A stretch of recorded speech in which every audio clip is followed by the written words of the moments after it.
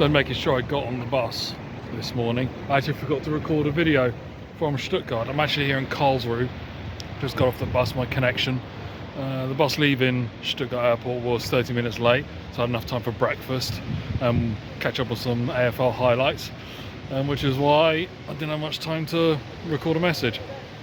Everything was fine getting from from the hostel to the airport on the U-Bahn. Plenty of time, as I say, and we're on our way. So it's just about 9:10 now.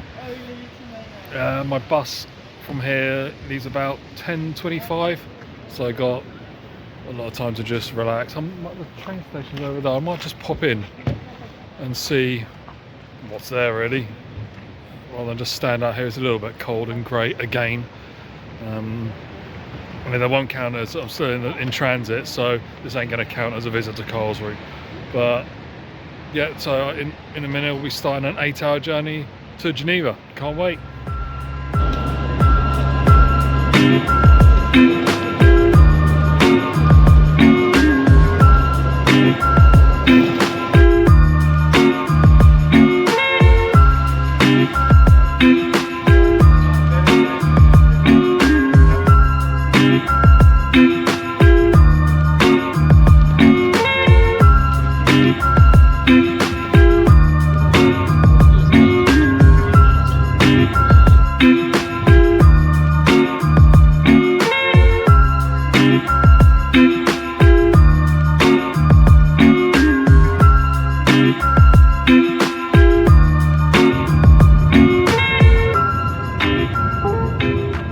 So this is my room in the Meininger Hotel in Geneva, Rue de Lyon.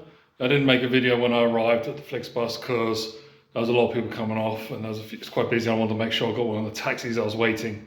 Very expensive. It's only about 2 miles from Flixbus to Rue de Lyon, and it was 29 euros, which is mad.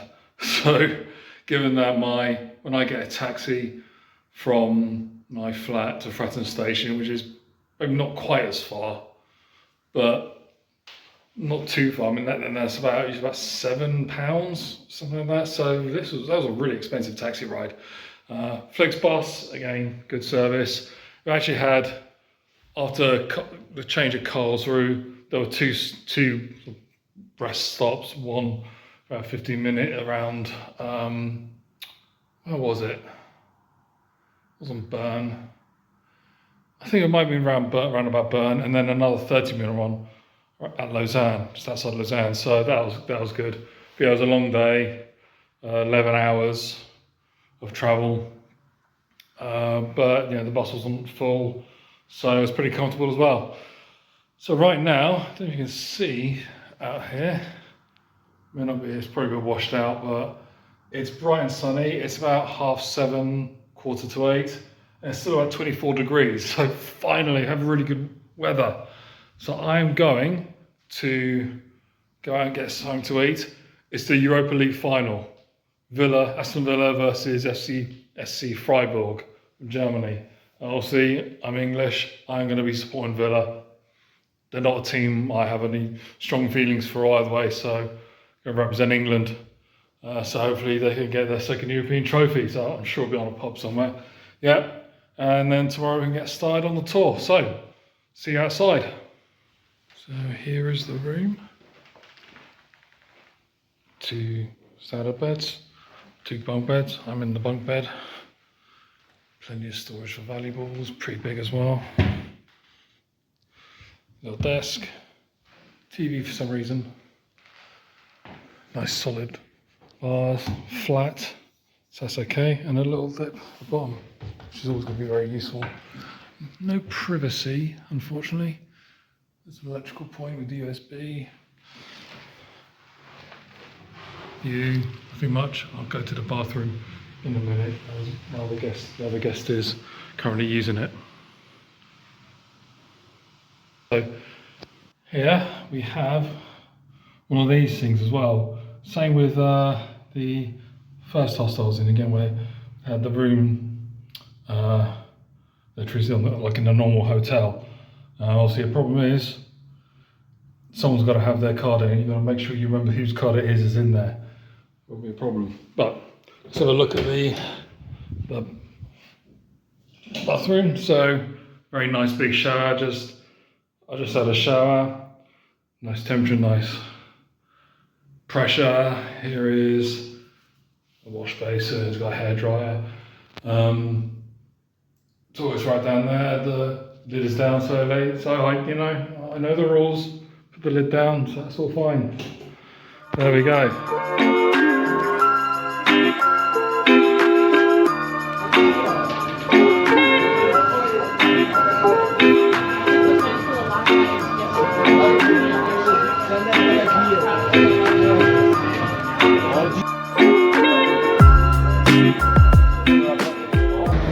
Well, good morning, and I'm a good boy. It's only about 7:15 and I'm already up and about. Had a quick shower and got myself out to start the day. Last night's food was good, a couple of beers. I found a pub in the city centre that was showing the Europa League, so I called the second half of that. Yeah, pretty good. So I'm going to get some breakfast now, and because I'm already a bit early, I might just walk into the centre to find a little cafe. But it's only, let's see, from here, from the hostel to the bus stop was only about 30 minutes, and that was with stopping for crossings. So it's not too far from it, it's all downhill. So tomorrow morning when I get up, I might just walk it. As long as I'm out by 4 o'clock, it'll be fine. So right now I'm gonna find myself somewhere to eat up some pastry and get some strong coffee towards the centre, towards the historic centre, and then we'll get the day started.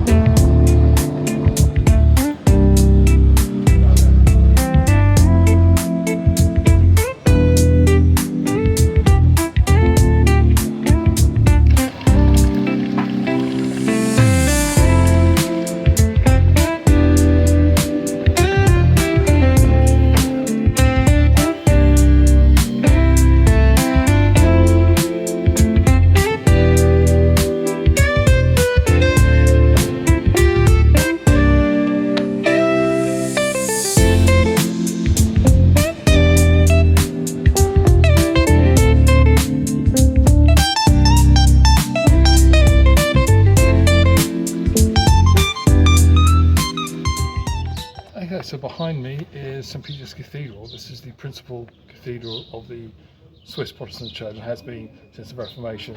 It was rededicated in 1535. This building actually dates from 1160. It was consecrated in 1288. It was actually built, the first Christian building on this site was built around the year 380 on top of a Roman sanctuary, and then it was rebuilt in the year 500 after a fire completely destroyed the place.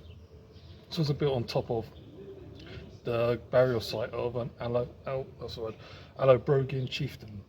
The Allobrogans were one of the sort of pre-Roman groups that lived in the area. I think they were Celtic, and they were eventually conquered by the Helvetii. Helvetii are the people who gave their name, lent the name to the Roman province of this area, which is now sort of an alternative name for Switzerland. The interior is lined with some mosaics from the 4th century, so right from the beginning, from the very first Christian building, And also there's an altarpiece by a man called Konrad Witz. It's called the St. Peter's altarpiece, and has a composition called the Miraculous Draft of Fishes. Now this is actually quite an important piece for Western art, especially Renaissance art, because this is a topographically accurate representation of Lake Geneva, and this was actually quite revolutionary at the time. If you look at the medieval art, a lot of it isn't really trying to be visually accurate, it's just trying to convey a message, whereas this altarpiece apparently actually tried to show the reality. So it's not open yet, it's not even sort of 9:30, so I expect it'll probably open at it's going to open from about 10 onwards, so I can't go in yet. So I'm still going to have a look around the old part of Geneva and maybe come back later to see, hopefully see the altarpiece.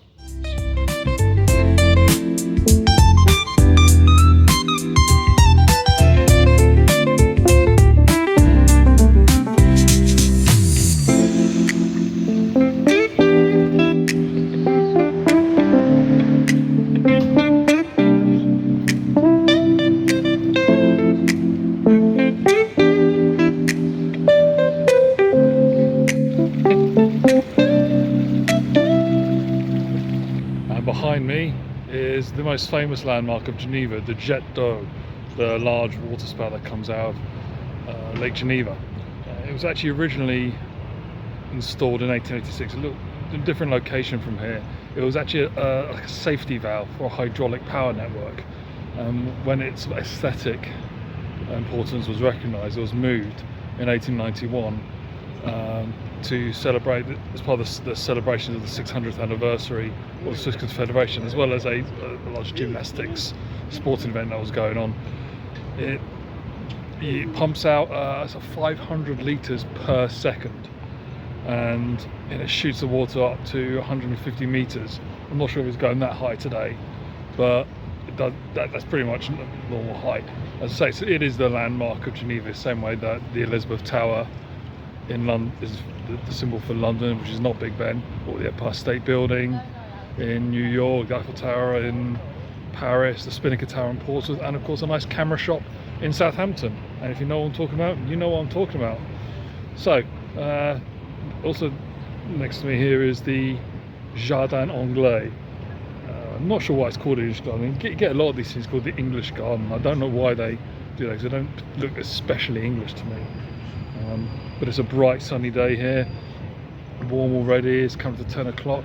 So have a look, wander around here, then go back up into the the plateau area to visit the museum, International Museum of the Reformation.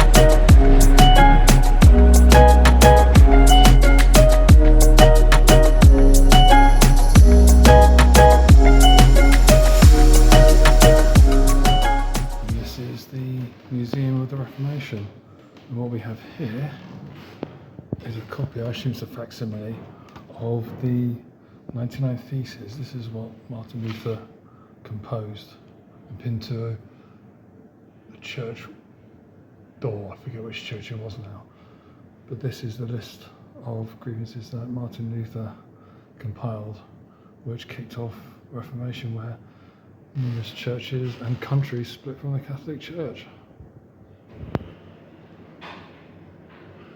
Here's a timeline of the key events in the Reformation. It has to be said that this is, while the 95 Theses was the thing that really kicked it off, it also is a long process of grievances and issues and interpretations of the Bible and various different thinkers. It didn't just happen one year, it happened before 1522.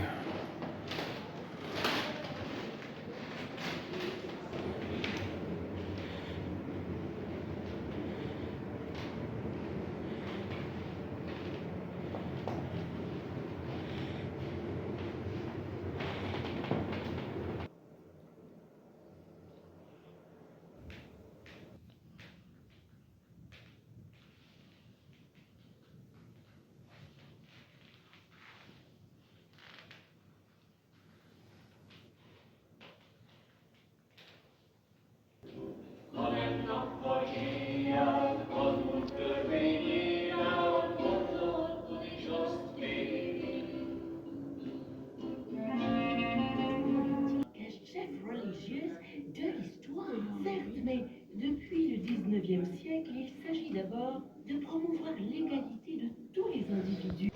So that was the International Museum of the Reformation, a fantastic little trip through the history of the split from Catholic Rome. It's quite a small museum, it's €13, so it's on the expensive side, but this is Geneva, everything's really expensive here. But definitely really worth coming to. In the basement there was a little visual, sort of a video discussion about two subjects, slavery and women. I wouldn't say not women, Mary. But they should have to, the videos, these cardboard cutters of certain individuals, so Martin Luther King, Elizabeth I, Paul, a few others, just discussing the subject of slavery or the Virgin Mary from their point of view. So again, got interested in the historical context. When it came to the one about Virgin, there was another woman in there and she just started losing her mind. She was really angry about the misrepresentation of the Catholic Church's view of Mary, and when it finished she just kept talking and talking to me. Unfortunately she wasn't a native English speaker, so she didn't understand the sort of the usual English. Okay, she didn't understand that means please go away, I'm not interested in talking to you. And so I just had to walk away from her. It was yeah, she was very annoyed by that. I don't know whether other Catholics would be. Didn't seem particularly controversial to me. They're just discussing whether Mary should be treated as a goddess or whether she should be treated just as a human being. It was literally a hypothetical discussion. So I think the Cathedral St. Pierre is now open. So if it is, I'm going to go in there and I'm going to check out some of the mosaics. I'm not sure if I can actually get to the chieftain's tomb below, but I'm going to have a look around. It's about 11:15 now, so I can do that and then probably find somewhere to get some lunch.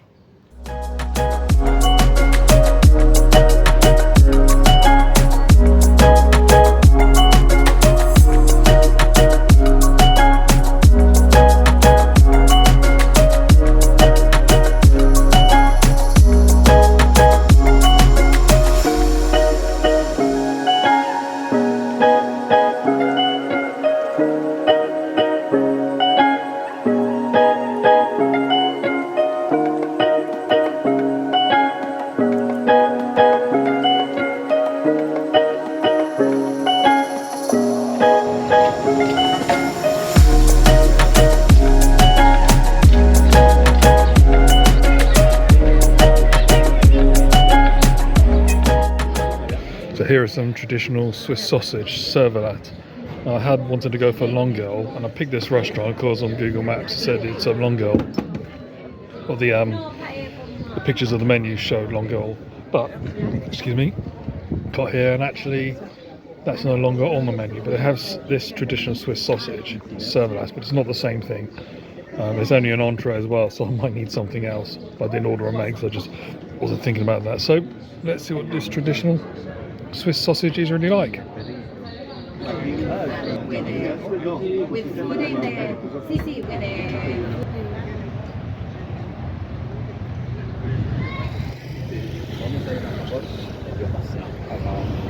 the So behind me is the monument to Charles II, Duke of Brunswick, who ruled Brunswick from 1815 to 1830. Now he actually died in Geneva.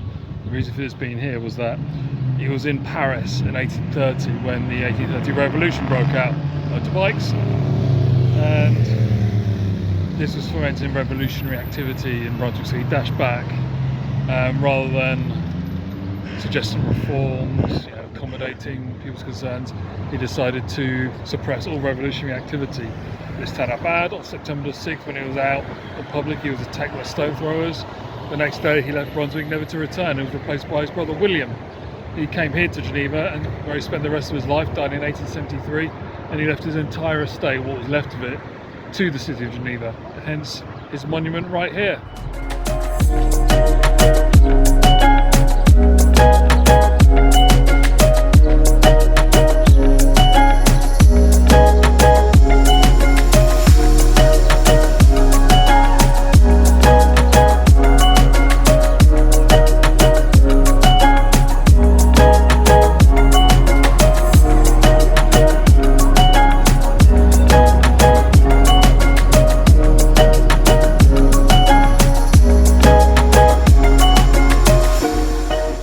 Well, I've just come to the Voltaire Institute and Museum, which is located in a house where the writer lived for 5 years. I think it's 1755 to 1760. Unfortunately, it seems to be closed. I couldn't find any information about the exact opening times. I did just assume it was going to be open on a Thursday. But there you go. Never mind. It's a nice walk here. I could have added him to my collection with Beethoven and Hegel, but it's not to be. So there's botanical gardens further north on the waterfront, so I'm going to head in that direction. Oh, in terms of the food, sausage, the cervelet was really nice. It tasted a bit like spam, actually, but good quality spam. It wasn't really soft cutting through. It was a little bit harder, a little bit denser. But yeah, it was actually very, very good. Very glad I had it, and I had a chocolate pudding with ice cream as a dessert. And yeah, so pretty good lunch. Actually turned out I had light lunch, so you have for another long walk in the sun, and it is warm. It is hot today, so let's go for another walk.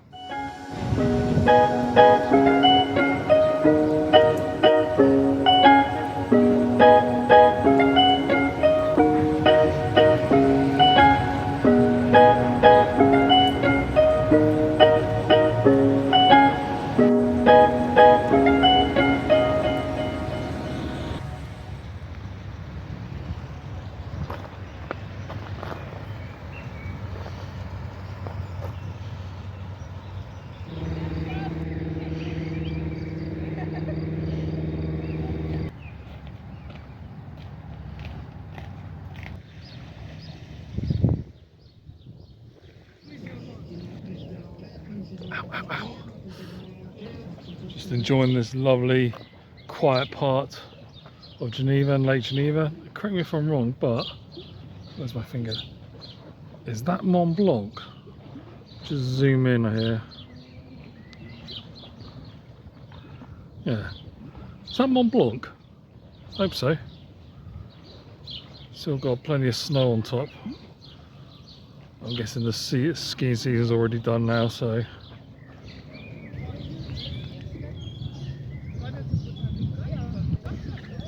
So, that was a long walk to the botanical gardens of Geneva, and a bit underwhelming, so yeah, I'm not sure that was a worthwhile journey, but hey, I've done it. You never know. Probably should have tried, given that public transport goes. So my hostel actually provides free public transportation. They provide a code in an email or a PDF, and you can just use public transport in the city for free. Yeah, I probably could have. So I've had to gone through all the different bus stops and times to figure out which one to get. So it's not the end of the world. It's a beautiful day, so the long walk was quite pleasant. So I'm just heading back on the waterfront of Lake Geneva, and I probably could do with a sit down and a coffee. I haven't had a coffee since the morning. So there's a little cabin here, a little cafe. So I might just do that. Sit down, have a coffee, see if there's anything else I can visit. There were some ruins under the cathedral, actually Roman ruins, but the payment card wasn't working, and so I had to go and get some cash, but I didn't go back. And to be honest, it's just Roman ruins. I've seen hundreds of them, so I doubt I'm going to see anything particularly unique. So I think right now, so the elderly gentleman just ducked under the camera. I thought I was filming that way, but I think I'm gonna just get a coffee, have a rest, get my bearings, and then I'll have to get back to the hotel and pack. I won't be able to stay out too late either, because I'll have to be up at 3:30 in the morning to get to the bus stop.